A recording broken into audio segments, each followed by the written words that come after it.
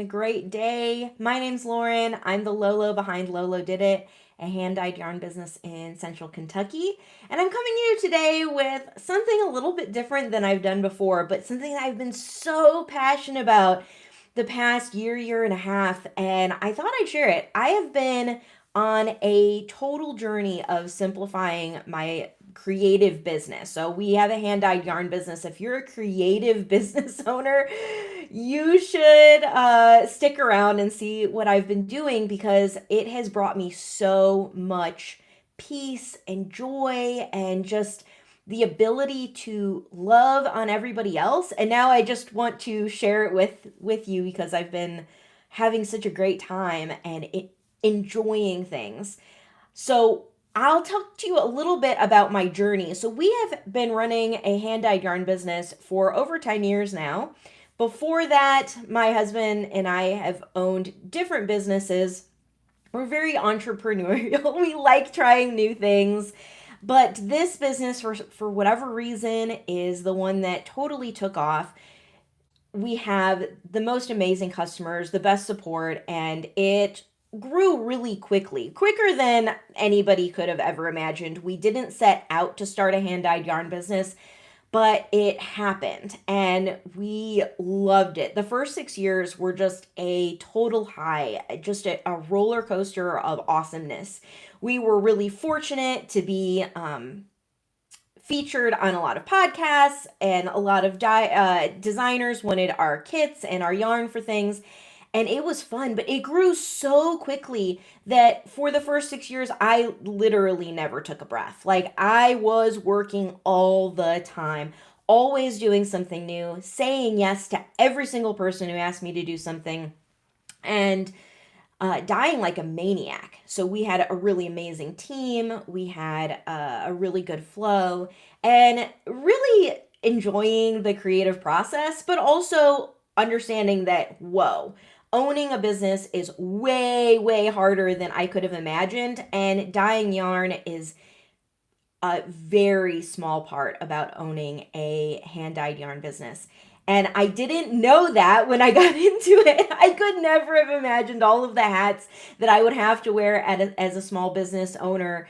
I did not understand, taxes and the entities that you can be and all of these things. And I just rode the wave for 6 years and never took a break. We very rarely took time off. And even if I was taking time off, I was probably going to a show around the world with my husband, like just around and seeing other people and other things. I just realized my microphone is way far away. So now it's closer. Hopefully you guys were able to hear me. This journey was fantastic, but we just never took a break. Then, as you know, 2020 happened, and I don't really have to go into that. That was just crazy for everybody, and it was difficult as a small business owner. I'm not gonna lie, it was one of the most intense years of my life. And then 2021 brought for me a lot of burnout. I could not do it anymore. I could barely function. We moved to Kentucky, which is probably part of it. We made a really large life decision and still didn't take a break. So during our Christmas off in 2021, we decided to move across country and continue running the business. So we took our normal 2 weeks off that we usually take for Christmas, but continued running the business. And I just had so much burnout. I could not function. I was barely able to keep everything rolling. My creative juices were not flowing. I was relying on other people to provide for me some creative inspiration, and I had no joy. Business was just so difficult in 2021. And so from that point, I started simplifying a lot of things in my life. And that's what I'm talking to you about today. 6 things that really changed my business and how I grew for the past 4 years as a business owner.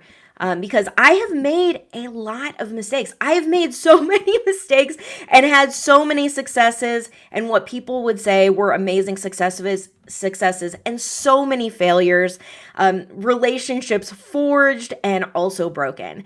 And so through all of these journeys that I've taken and the ups and downs of business, I've learned these 6 things really were the things in the past 4 years that have changed the way that I do business, and also brought my joy back, brought my creativity back, and allowed myself to give me a little bit more rest and peace and to enjoy the people around me. So I wanted to share those with you. So I'll just go through my list and share it with you.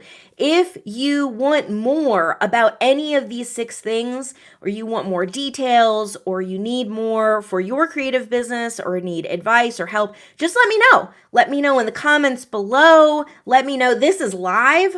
So let me know your questions and I will answer them, as long as they're pertaining to these 6 things. If they're not pertaining, I'll just kind of skip that. And hopefully we'll go from there. I hope to help a lot of you and hopefully inspire you too, that creative businesses, or any business in general, or life, it has its ups and downs and it has its ebbs and flows, and you can totally get through it. I didn't even realize I could until later last year. I was like, oh, I see the light at the end of the tunnel. So there are things that you can do to help you. Hi guys. Hi Tuana. Hi Stephanie. Thank you for joining me. I am live, so comment if you have anything. So the first of the 6 things that I did to change my business is in 2021, I actually took 1 day off a week. So I started taking Sundays off, and my perception was the business couldn't run without my constant attention and my constant focus on the things that were happening.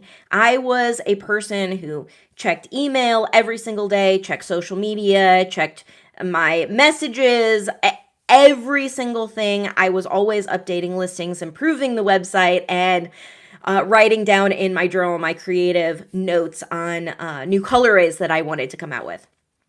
And I realized that I couldn't do this 7 days a week all the time. Like, something had to give. And so in 2021, right after we moved to Kentucky, I decided I'm not working Sundays anymore. And I thought my business was going to fall apart. And there are definitely some things in 2021 that did fall apart, okay? I'm not lying. Some things did fall apart, but it had absolutely nothing to do with my website or customers or things being followed up on.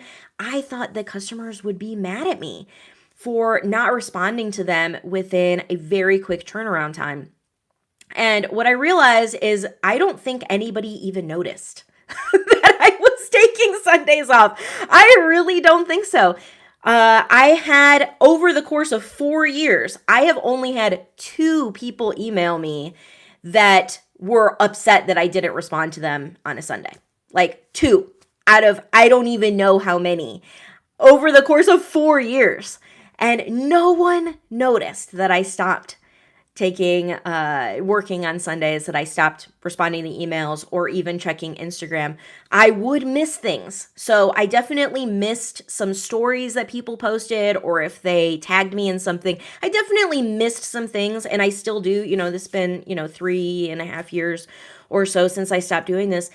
But I have not noticed that anybody was upset with me. And that was so freeing.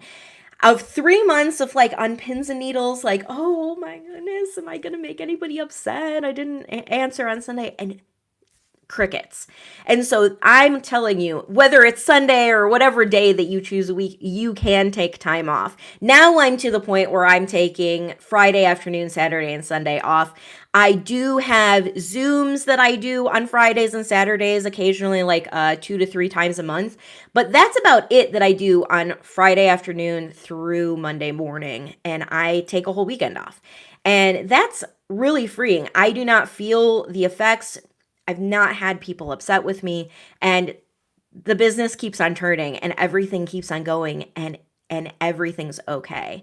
So that has been really wonderful. So I highly suggest take a day off. If your business is established, like once you get to that 3-year mark, it's okay to let go of some things. It's okay to take time off. I would say the first 2.5 to 3 years, we were like in total, like, this is crazy, we're running a business mode.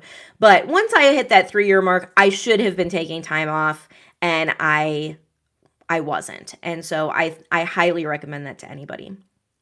The second thing is emails, which I kind of mentioned in take a day off. But the second thing is emails. I totally changed the amount of times that I checked my email.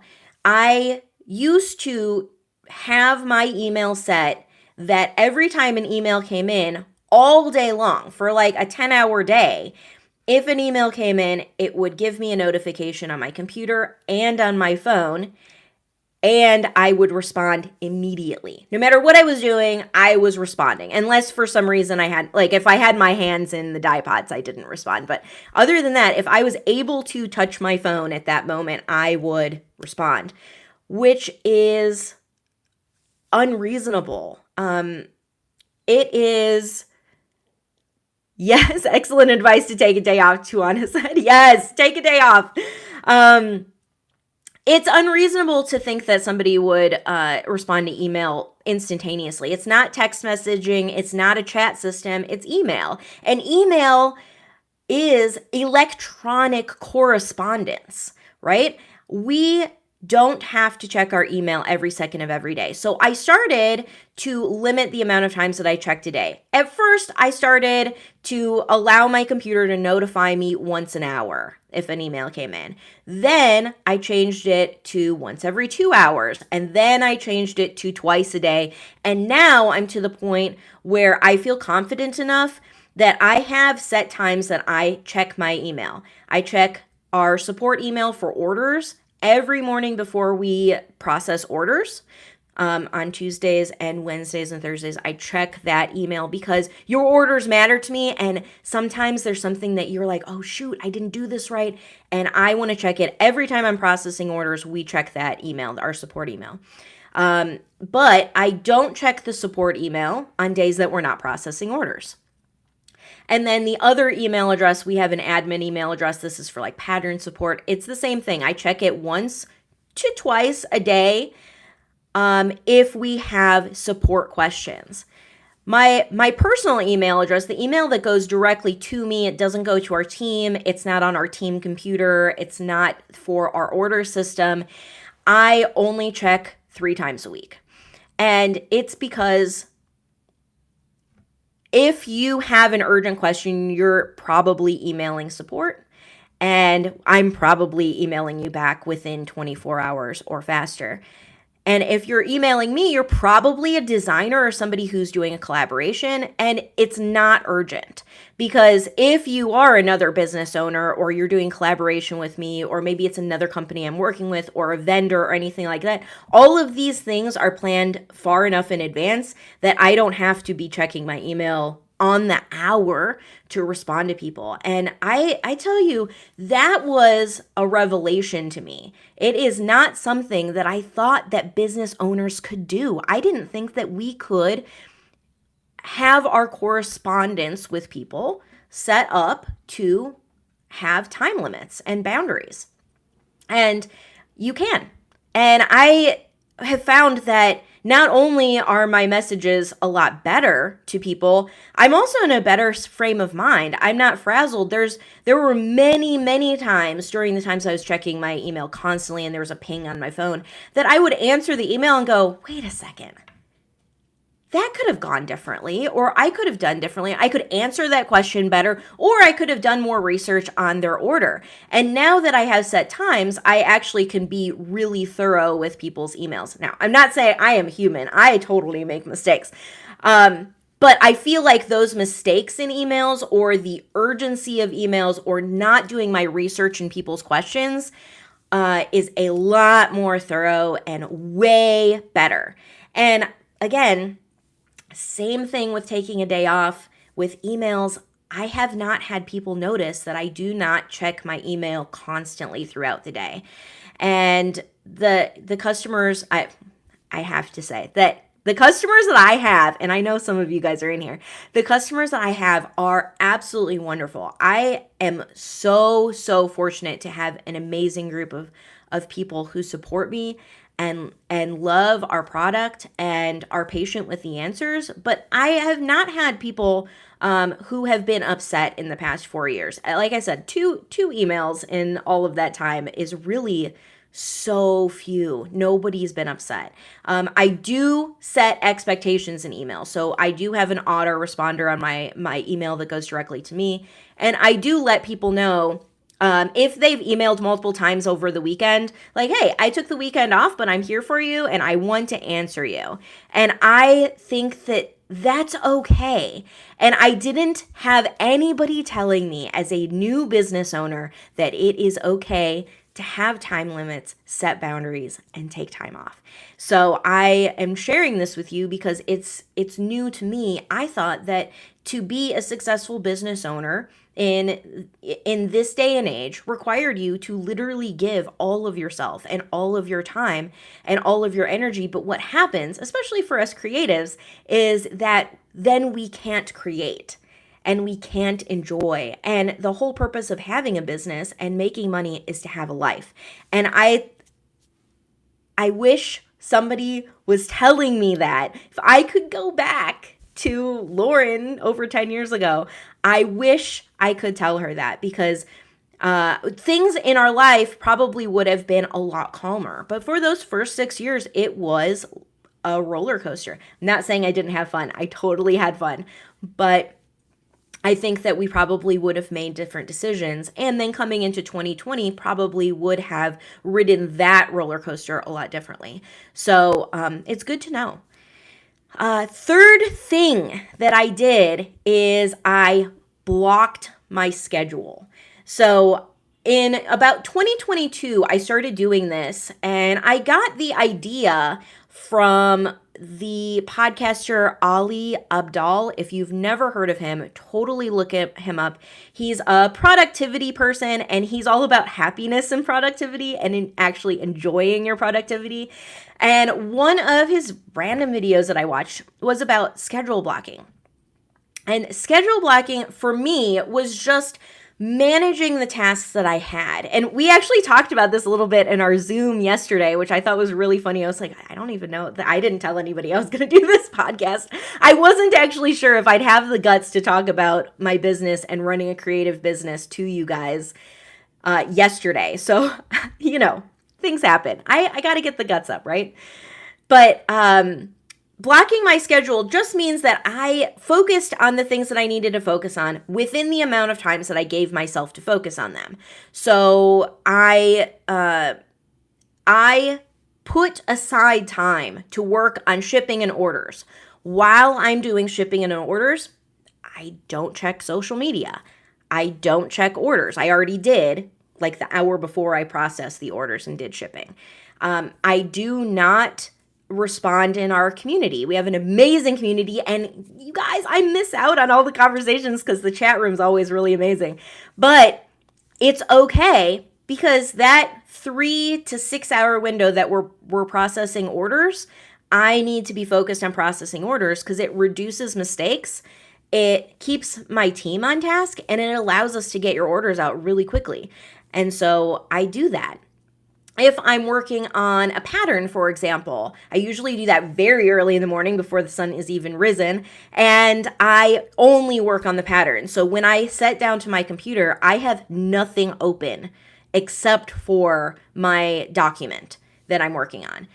If I'm working with somebody, so let's say I have somebody that I'm collaborating with or doing a Zoom or a phone call with, or a designer or something like that, that's all I'm doing. I am not checking my email or scrolling through social media at the same time as talking to this person on the phone or talking to one of my vendors or anything like that. I know this sounds really little, but it is impossible to multitask. And no wonder I felt frazzled for 6 years, because I was constantly having notifications pop up on my phone and being distracted and not focusing on the things that I needed to focus on. But when I set aside this time, and I actually have a calendar, well, it's not really a calendar, it is a spreadsheet that I created to give myself my ideal work week. And that ideal work week, I try to stick to as best as possible so that I know that during this time I'm working with the team, and during this time I'm dyeing, and during this other time I'm shipping. And because I'm doing that, I'm so much more efficient.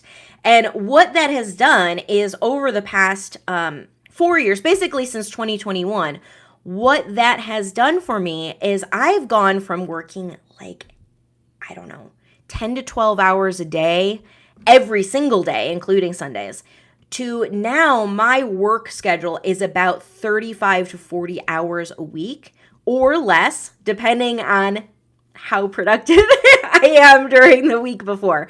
So that's fantastic. So now as a business owner, I'm working like a normal job. It's not a 70, 80, 90-hour work week. It's not crazy. I sleep. I don't dream about the things that I'm supposed to be dyeing. And I have a social life. Like, that's crazy. Like, I have a social life. And those things really matter. So you can go from having this many hours and reducing the amount of hours and still being as productive. I don't think I'm any less productive by working less hours. I am more efficient in the time that I'm using. So that was another thing that really helped me.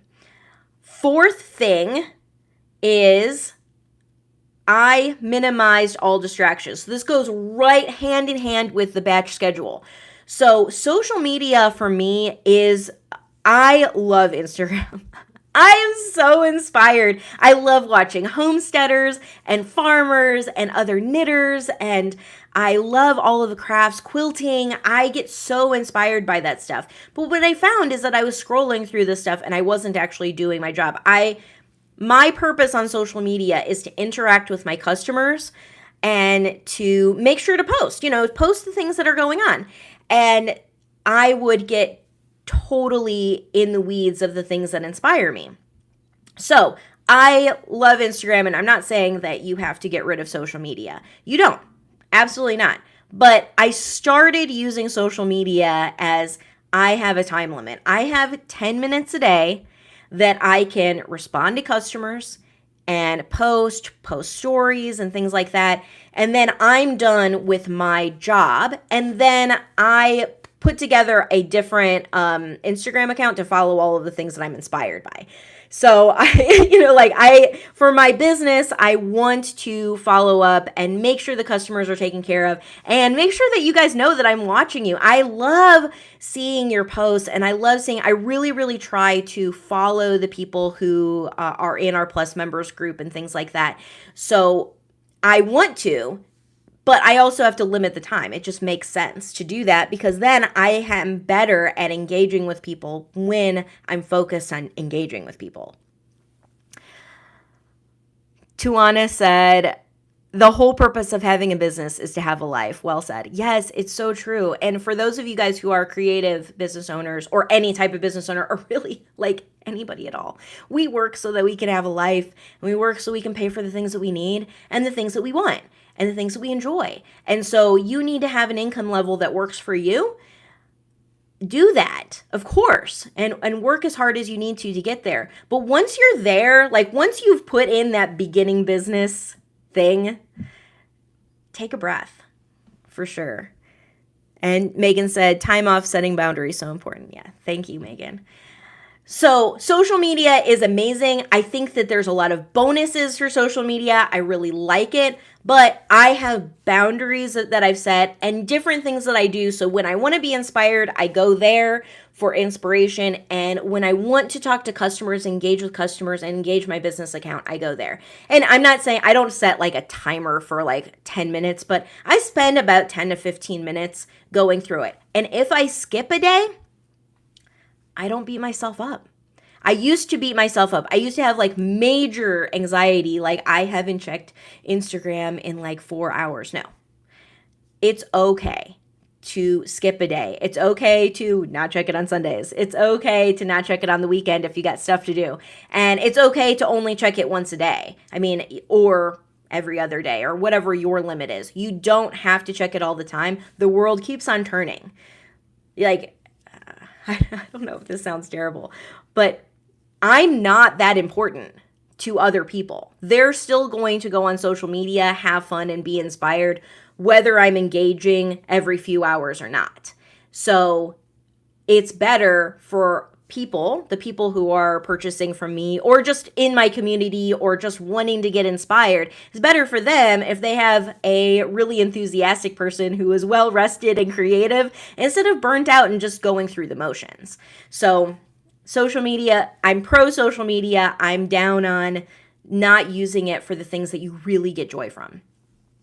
My phone, so on minimizing distractions, my phone, I turned off all notifications. The only notifications I get are text messages, and even during the workday, the only text messages or phone calls that I get are from people who are on my approved list. So the iPhone does this for you. Through focus mode, you can do that. There is this feature in the operating system that will allow you to do that, but I allow text messages from my closest friends, my family, and phone calls and things like that, but that is it.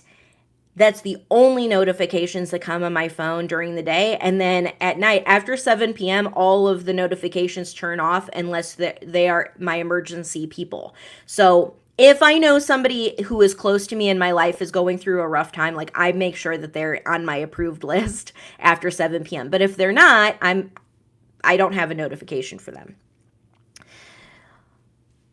Tuana said, that makes sense. Multitasking really does not work, particularly when technology is in the mix. I mean, for real. And I love technology. I worked for a technology company for a very long time before I started lolodidit.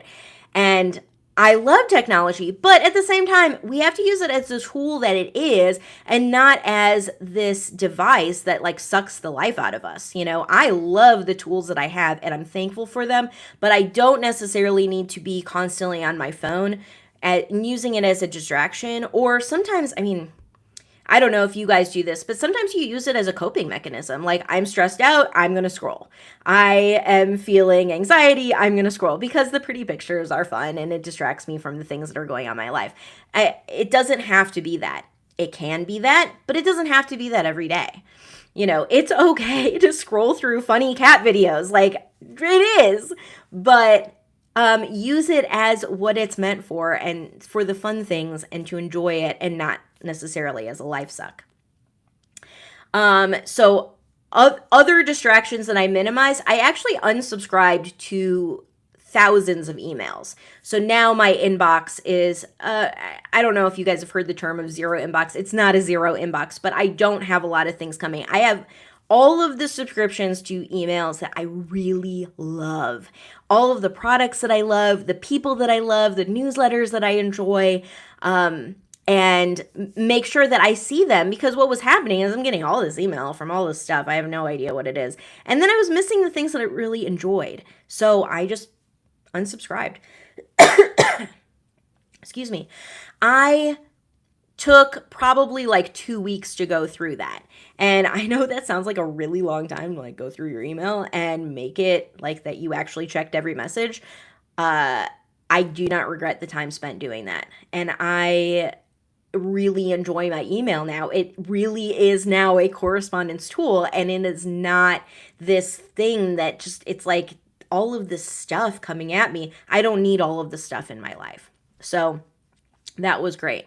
And then of course, going back to social media, I unfollowed accounts that didn't inspire me or wasn't necessarily the thing that I was looking for right at the moment. And I followed the people that I really were inspiring me, or that I wanted to get something out of, or I wanted to learn something, or that was part of the things that I enjoy. So curate these things, curate them and make them something that works for you and something that you love.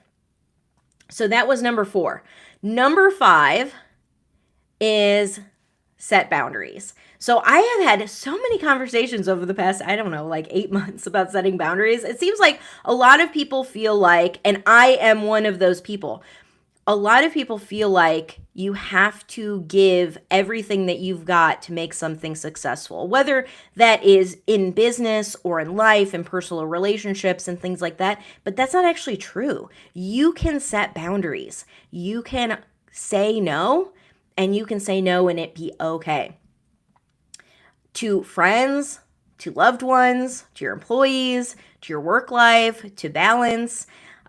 You can set boundaries and say no, and you can set the parameters for what you want to say yes to. So that was probably the biggest thing. I have messed up on saying no before. Let me put it that way. I have totally messed up on saying no, but I was okay with saying no. Other people are not okay with you saying no, and that was the thing that was hard for me personally. It might not be your thing, but for me personally, when other people were upset with me saying no, I was like, what the heck? What's wrong with you? But for business, now business-wise, setting the parameters for how I wanted to work with people was very difficult for me. I have spent a long time giving everything I got to every single collaboration that I did, or working with other creative business owners or designers or things like that. And setting parameters, I have just started doing that over the past 2 years of saying, I can't do this, or these are the boundaries that I have. We're saying, this is what I get out of this, so this is what I expect from you too. This is what I'm going to bring to the table on this collaboration. These are the things I expect from you. And if you don't want to do them, totally okay. We can still be friends. But I'm not going to work with you as a small business. And those things are okay to do. You can set boundaries and say, these are the parameters that I want to work with. You can also tell somebody, this is what I've learned, and this is why I'm not going to do it. Another really good example is setting time frames. So if you don't get back to me within 2 weeks, then the answer is no.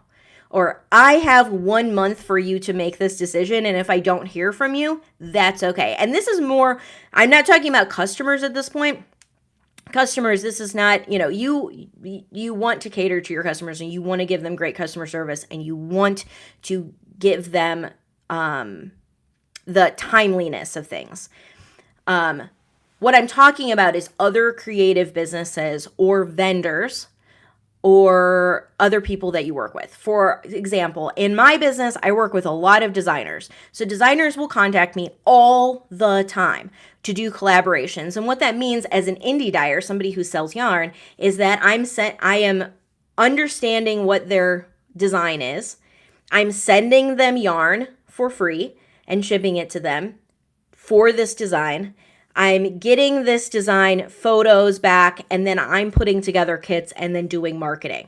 And so all of these things are timed things. And so over the past 2 years, I've learned that I can set boundaries on these and say, I need to have this information at this time, or I need to have these things within this time period. Otherwise, it's not going to happen. Because what I had been doing for 8 years, because like I said, this is only 2 years of working, for 8 years, is that people would contact me last minute and be like, hey, I've got this kit and like the dyer backed out and you're really on it. And so I would love for you to kit this up tomorrow. And I would say yes all the time.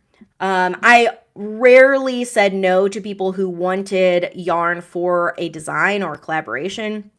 And it ended up burning me out. And it broke a lot of relationships for me, because I expected the other business to put in as much effort as I put in. And it's okay that they didn't want to, but what I could do is set expectations at the beginning, and they can say, I don't want to put in that amount of work, so maybe this isn't the right fit.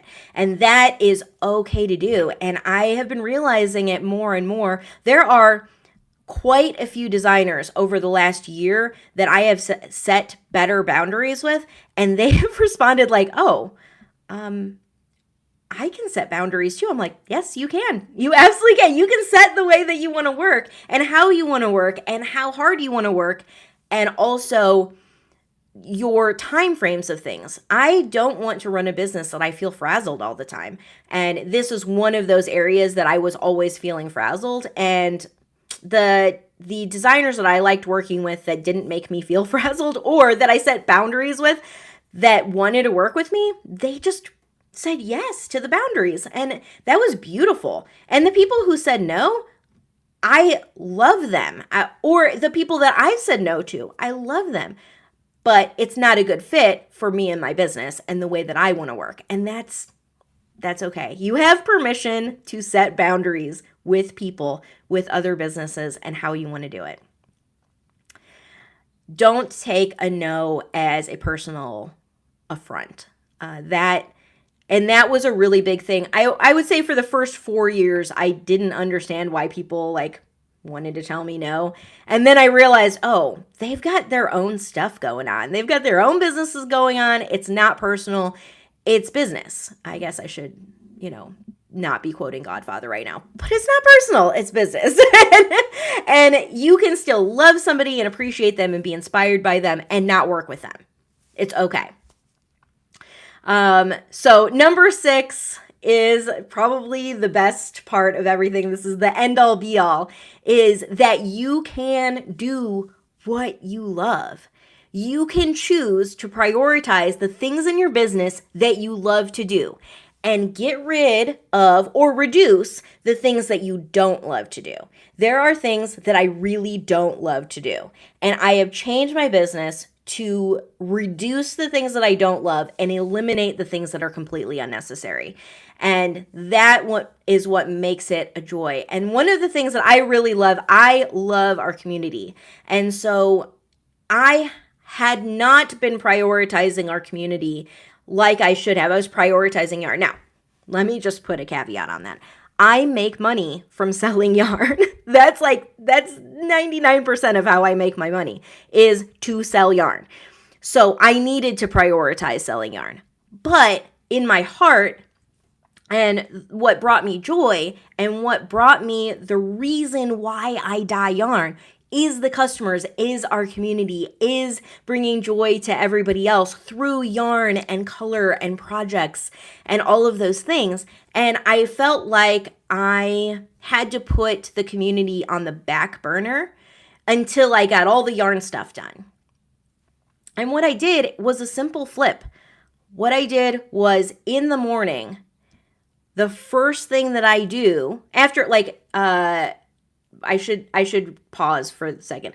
I do sometimes put pattern writing first because I'm really focused between 5 and 6 in the morning. But besides that, the first thing I do before I check my email, before I check in on our website, before I check on our sales overnight, before I check the shipping and what we should be doing for orders, the dye schedule or anything, is I check the community. And I don't respond to everything, but I do read through the things, read through the people who tagged me, read through the chat room and see what I missed and then chime in if I can. And that, what a great way to start the day if you're a people person. So I am. I don't know if you noticed, I'm slightly extroverted. But I'm a people person. I love people and I want to be with people.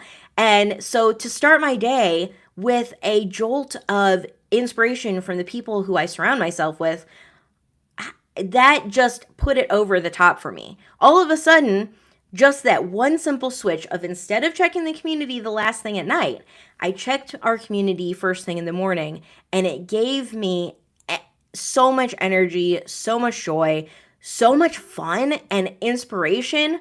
I am an enthusiastic,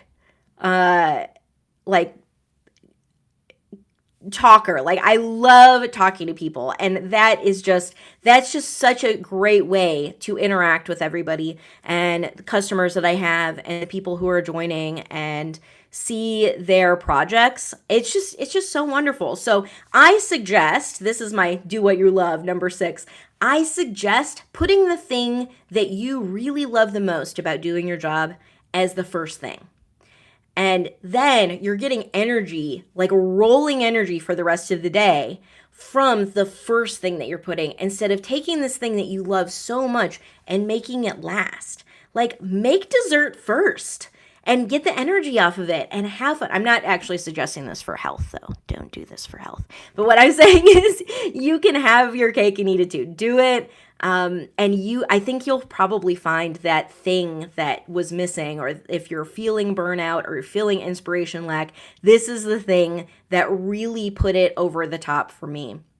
And then I have inspiration for the rest of my day. So if that day happens to be a dye day and somebody posted like this most gorgeous thing, I'm like, I should do, like, we have a portion in our community called On the Personal Side. And sometimes people post their flowers and all of this stuff. And it's beautiful inspiration for me for dyeing for the rest of the day if it's a dye day.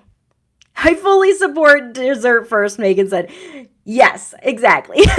Dessert first. And then the other thing that happened when I switched the community up is, and this was maybe 10 months ago, I started putting the community first. Like, one of the very first things that I do in the day is I check the community. And what happened as a result of this, it wasn't something that I sought out to do, but what happened is I started knitting for fun. I started creating knitted items because I like knitting, but I was always knitting for work. I was always knitting for something that I had to take a photo of, or that I was collaborating with, or I had something going on and knit along or whatever. And I stopped doing that. And I started knitting just for the pure fun of knitting. And that was just a natural result of putting the inspiration that I felt first. And what a beautiful thing. I mean, I have not knit so much ever since owning this business have I ever knit as much as I have been knitting over the past 10 months. And I'm sure I'm going to go through an ebb and flow of that. Like, I do have times that I like lose my mojo and things like that. I'm not saying that that won't happen. It probably will. But the happiness of creating just for the sake of creating and not for creating a post or a product or something that I had to sell somebody has lifted that burden that I felt of this business. And this burden isn't something that anybody else placed upon me. It is something that I placed upon myself. And that's one of those things as a creative business owner. If your business is doing the thing that you love, yes, you're creating to make products, and that's great, but you can also create to just have fun. And so that's my ending thing. So my 6 things is take a day off, reduce email, block your schedule, minimize distractions, set boundaries, and do what you love. That's it. 6 things that will help you in your creative business to get your creative juices going and have fun with it and bring the joy back and reduce burnout. Those 6 things are the biggest 6 things that I've ever done for myself. So if you found this helpful, give me a thumbs up, subscribe to my channel. I would love that. Join our community if you'd like. If you're a lolodidit.com customer, my community is free. And then we also have a plus membership while you're in there if you would like to do that. But another way to support us, if you are not into knitting, let's say you're a creative business owner and you want to support our channel, the thumbs up and subscribe is great, but we also have t-shirts and patterns, other links that are in my descriptions that go to us. And then I also have a link to support us through coffee. So thank you all so much. I hope you got a lot out of this. I hope you enjoyed your time, and I can't wait to see you again. Love you guys.